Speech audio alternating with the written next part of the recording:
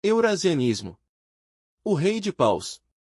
Dando continuidade ao artigo sobre o califado, apresentado no vídeo da semana passada, passamos à análise da segunda elite global que nos foi exposta pelo saudoso Olavo de Carvalho, figura que, destoando da regra no Brasil, buscou compreender tais espectros de forma profunda, não somente observando o centro nervoso de cada uma delas, mas também sua capilaridade, percebendo que tais forças por vezes se unem em um esforço para atacar um inimigo comum ou impor uma narrativa proveitosa a ambas.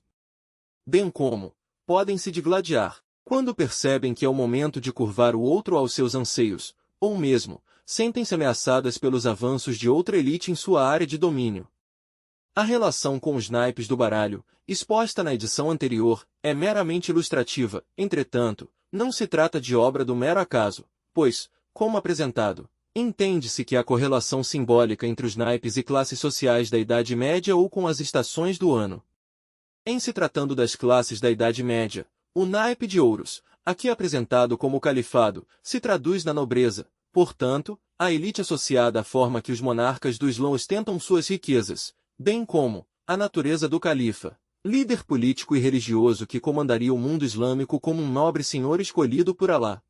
No caso do naipe de paus, que simbolizaria a classe dos populares, a sua associação ao eurasianismo decorre justamente da identidade que tal ideologia tem com o povo da região. Sendo assim, a elite eurasiana busca assimilar o apoio popular com elementos de nacionalismo, coletivismo e esoterismo, mas como veremos, dentre as explanações de Olavo de Carvalho, a coisa não é tão superficial como parece. O eurasianismo, fora sociopolítica que não pode ser analisada ignorando seu maior pensador contemporâneo, o professor Alexander Dugin, considerado o mestre intelectual por trás do movimento eurasiano atual. Dugin, professor da Universidade Estatal de Moscou, é considerado por muitos como o guru do Kremlin. Alguns, por outro lado, duvidam da influência do filósofo sobre o autocrata russo Vladimir Putin. Entretanto, não há como negar que o discurso que emana de Moscou está fortemente sustentado pelas ideias de Dugin. Descortinado de forma perspicaz o movimento eurasiano, Olavo de Carvalho aponta sua motivação, forma de aliciamento e metodologia de avanço, indicando que o eurasianismo se reveste de aspecto do socialismo, do nacionalismo, do fascismo, do esoterismo e por último de valores morais que se diz religioso. Por isso Olavo utiliza o termo soidista, que se apresenta como algo que não é.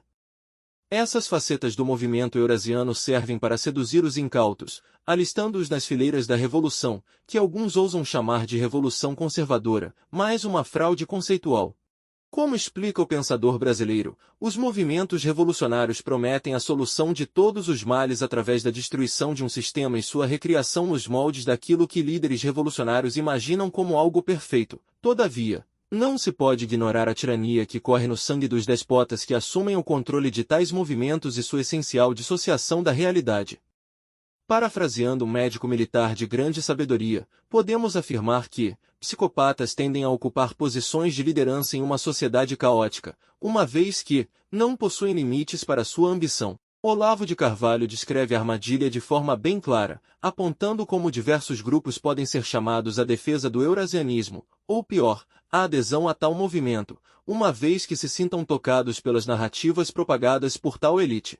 Em seu texto Eurasianismo e Genocídio, Olavo de Carvalho descreve: os saudosistas do stalinismo veem nela a promessa do renascimento da URSS. Conservadores aplaudem o seu moralismo repressivo soidismo religioso.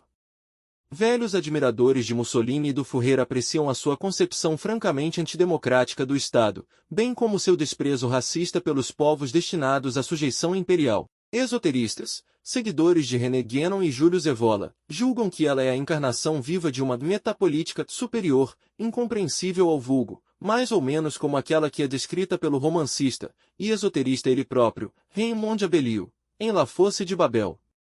Muçulmanos acabam às vezes aderindo ao projeto por conta do seu indisfarçado e odiento anti-ocidentalismo, na vaga esperança de utilizá-lo mais tarde como trampolim para a criação do califado universal, que por sua vez os eurasianos acreditam poder usar para seus próprios fins.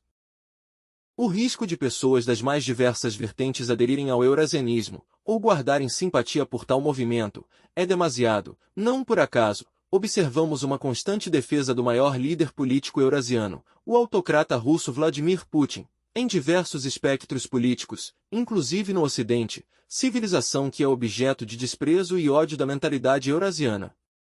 Deve-se considerar que na linha de pensamento dos eurasianos, a civilização ocidental deve se submeter aos senhores do mundo, aquilo que os eurasianos chamam de Santa Mãe Rússia. No caso dos muçulmanos é preciso abrir um parêntese para constatar que a aproximação entre aqueles que anseiam a criação de um califado e o eurasianismo é uma via de mão dupla, posto que, nutrindo em comum, o ódio pelo Ocidente, tais forças somam-se com o único fim de subjugar a civilização ocidental, sendo que, ambas as elites acreditam que podem usar a outra para seus fins, podendo controlar seu cúmplice ou mesmo destruí-lo quando se tornar imprestável à sua escalada pela dominação global. Isso é uma característica de todas as elites globais de poder, por isso a expressão, acreditam poder usar para seus próprios fins, o que, entre o califado e o eurasianismo, bem como as demais elites, é algo recíproco. É preciso, portanto, explicar a superficialidade do eurasianismo, apresenta uma boa definição, tratando como neo-eurasianismo, o que temos posteriormente, Walter Cláudio. O neo-eurasianismo põe-se como uma alternativa à filosofia ocidental e à economia, será uma mistura entre geopolítica e espiritualidade tradicional, tendo em Alexander Dugin um dos principais teóricos.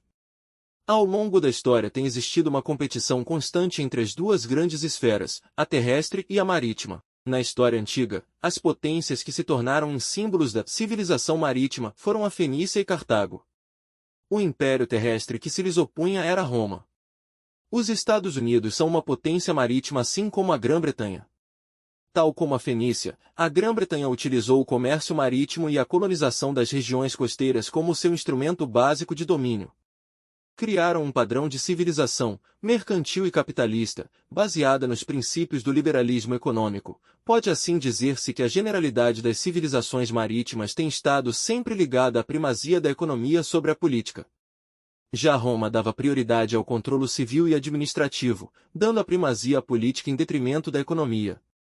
É um exemplo de potência continental, com a assimilação dos povos conquistados, que foram romanizados após a conquista.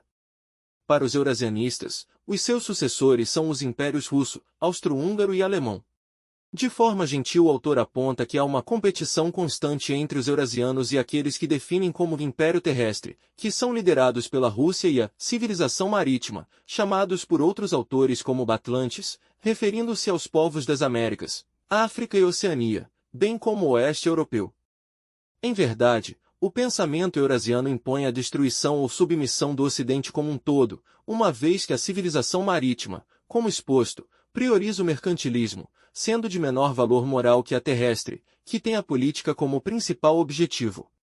Não se trata de uma mera competição, como rivalidades entre cidades que disputam o título de mais bela, mas de uma busca constante pela supremacia do Oriente sobre seus históricos rivais, como já tratamos. Uma busca pelo poder que, na melhor das hipóteses, adormece e volta a tentar a mente dos povos eurasianos sempre que consideram a possibilidade de tomar a Europa e o Novo Mundo. Tanto os saudosistas da abjeta União Soviética quanto os que soam com a criação do califado, são movidos pelo nostálgico sonho de conquistar o Ocidente, o que nos leva a pensar se as Américas não seriam sua realização final.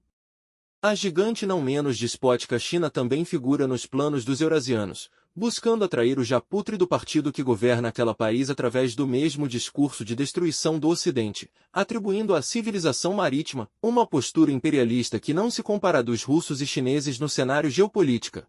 O dragão vermelho tem seus próprios planos de poder, mas não pode descartar o forte alcance de um discurso ideológico como o apresentado pelos eurasianos. Pelo fato da ideologia que sustenta o partido no poder ter se esvaziado com o passar dos anos e sua economia sustentar-se na mão de obra escravizada do povo, no furto de tecnologia, na desinformação quanto à saúde financeira e, principalmente, no chamado capitalismo de Estado, em que marionetes assumem grandes empresas que aparentam não ser controladas pelo governo para se enraizarem na cadeia produtiva global, o que resulta em um perigo para o discurso do Estado chinês, a existência dos bilionários, sempre parceiros do governo, que acabam seduzidos por suas próprias riquezas.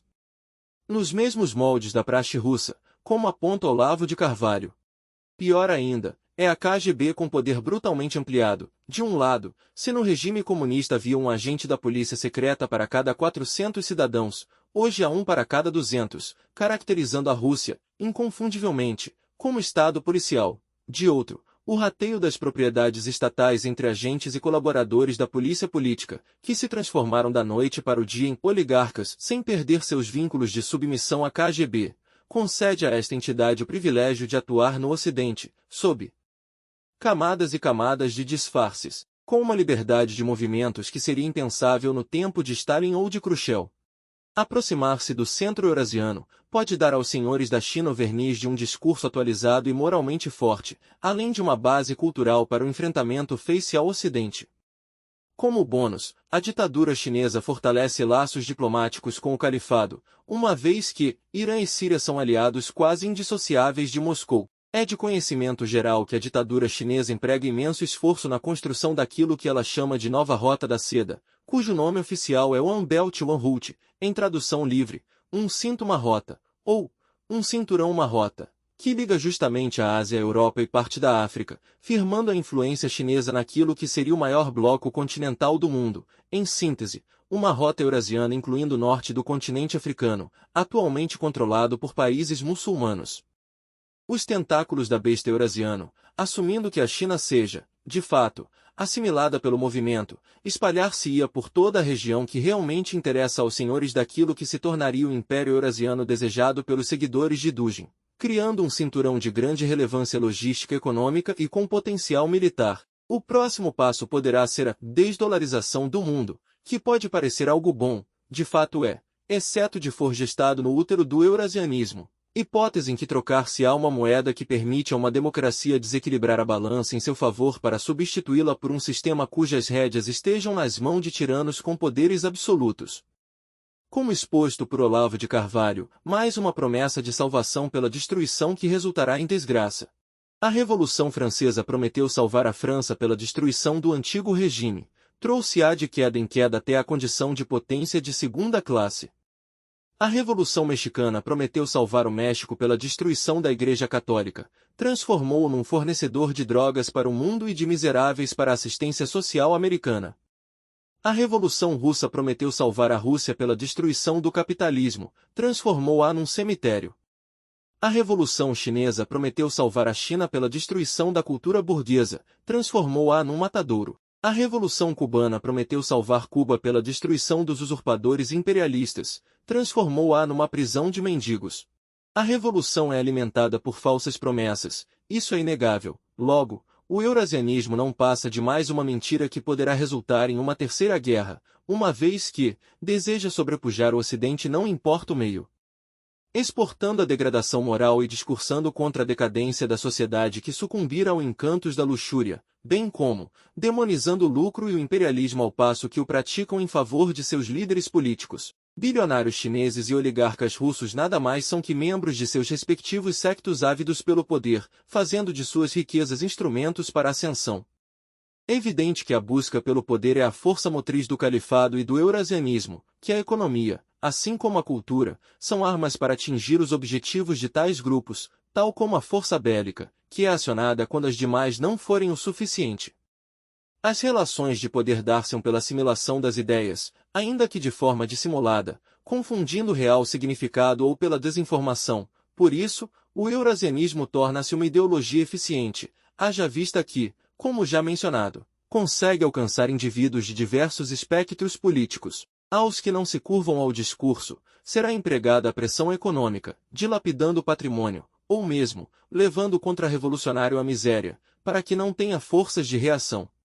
Finalmente, ao grupo que se resiste ainda que diante de condições de privações extremas, ser-lhe-á imputado todo tipo de crime, ainda que não existentes, para que o expurgo seja completo e os demais entendam que não há como se rebelar contra o poder de seus mestres. O eurasianismo não nascerá após a queda da famigerada União das Repúblicas Socialistas Soviéticas, em verdade anterior à criação da odiosa Confederação, razão pela qual alguns tratam a ideologia de Dugin como neo-eurasianismo, como sendo a proposta que nova, Entre mente, a visão de filósofo e professor da Universidade de Moscou não deixa de ser uma atualização do eurasianismo do início do século passado, grupo que ombreou com os bolcheviques em sua doentia escalada ao poder. O próprio Alexander Dugin já integrou o Partido Nacionalista Bolchevique, cuja criação é apontada como um desdobramento de seu homônimo alemão, agremiação que existira na extinta República de Weimar, sendo dissolvido quando seu irmão chegou ao poder. Por fim, Olavo de Carvalho salienta que a aparente distância entre o eurasianismo e o regime que outrora se alimentou do sangue na nada saudosa União Soviética não é nada além de uma visão quimérica que esconde a incansável sede de poder dos líderes revolucionários, criaturas que prometem a falsa salvação e escalam suas imaginárias torres de Babel, acreditando que serão deuses em vida, subjugando a realidade ao seu bel prazer. Ideologicamente, o eurasismo é diferente do comunismo, mas ideologia, como definia o próprio Karl Marx, é apenas um vestido de ideias a encobrir um esquema de poder. O esquema de poder na Rússia trocou de vestido, mas continua o mesmo, com as mesmas pessoas nos mesmos lugares, exercendo as mesmas funções, com as mesmas ambições totalitárias de sempre. Não devemos cair nas armadilhas do rei de paus, pois ele odeia a nós e aos nossos filhos com as mesmas forças que tentou destruir nossos antepassados. O Ocidente é seu maior alvo e desejo. Artigo do autor Leandro Costa publicado na revista Conhecimento e Cidadania volume 3 número 38. A revista é totalmente gratuita e digital. Todos os colunistas são voluntários. Ajude-nos a melhorar a visibilidade em nossas redes sociais. Colabore com nossa vaquinha e compartilhe esse vídeo. www.vaquinha.com.br/49610006